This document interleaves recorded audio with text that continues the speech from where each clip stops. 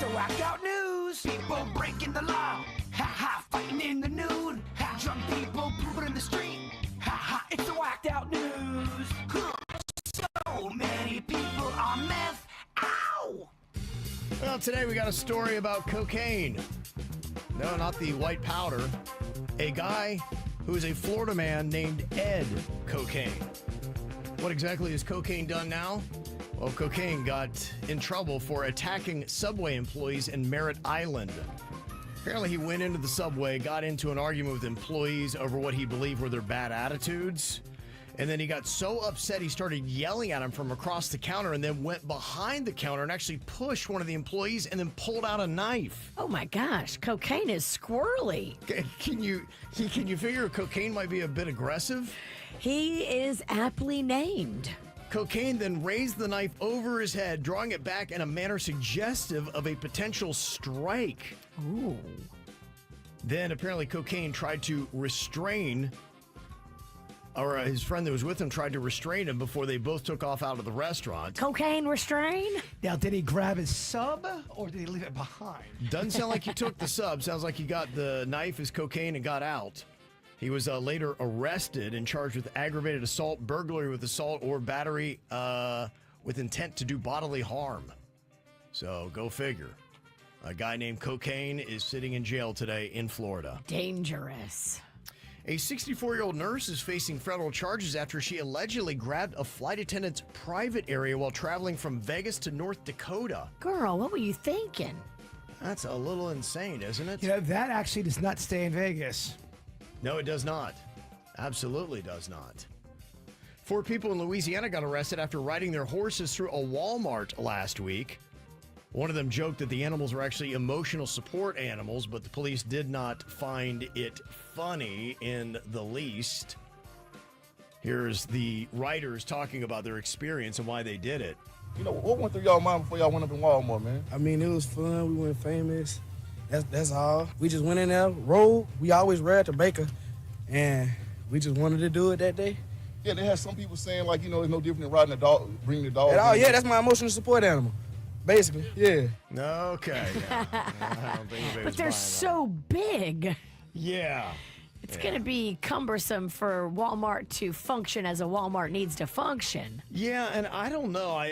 Do horses like going into businesses like that? Or does the I horse can't kinda be imagine it's fun for him. Like, what are we doing here? That's a nay. Yes.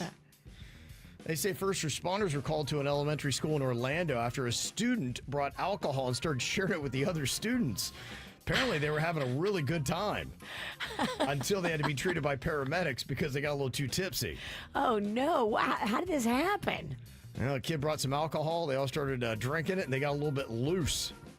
Jeez. Baby bartenders. Apparently, they had a great dance party before they got taken care of by the paramedics that showed up. First hour and a half, that thing was lit. Yeah.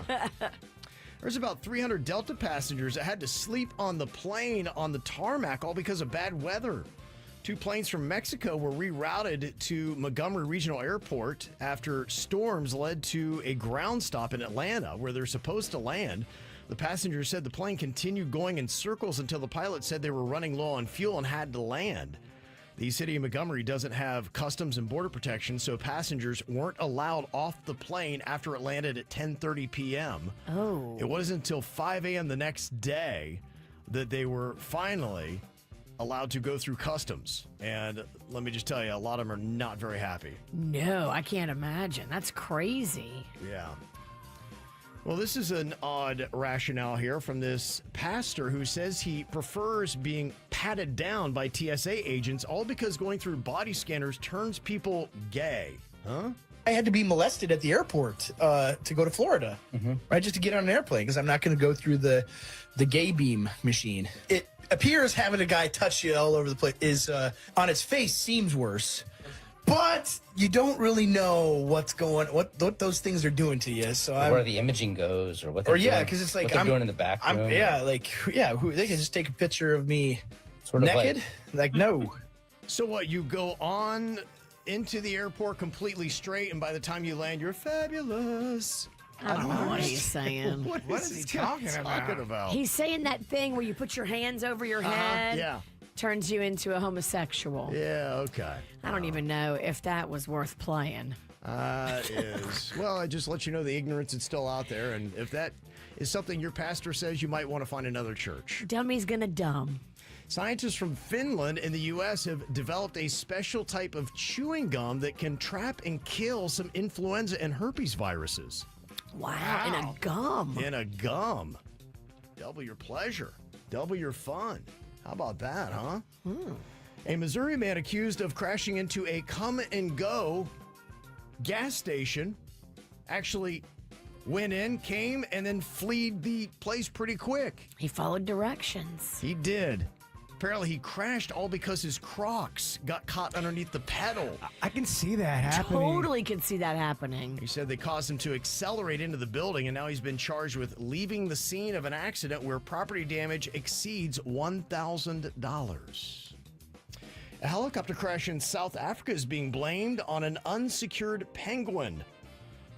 Fortunately, the incident did not result in any fatalities, but it was about the way the animal was being transported is being investigated. Apparently, they put the penguin into a cardboard box and brought it aboard the aircraft. Oh, he was in the helicopter. Yep. The specialist then lost grip on the box, which slid into the pilot's cyclic pitch control level. While the helicopter sustained damage, no humans or penguins were harmed in the incident, but they always say you just don't put a penguin in a box. You know. Wow. Yeah, they might get out.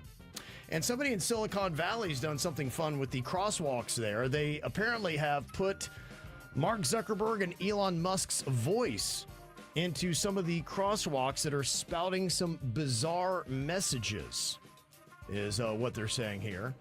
And they say that one of them was telling people to sign off of Meta for good.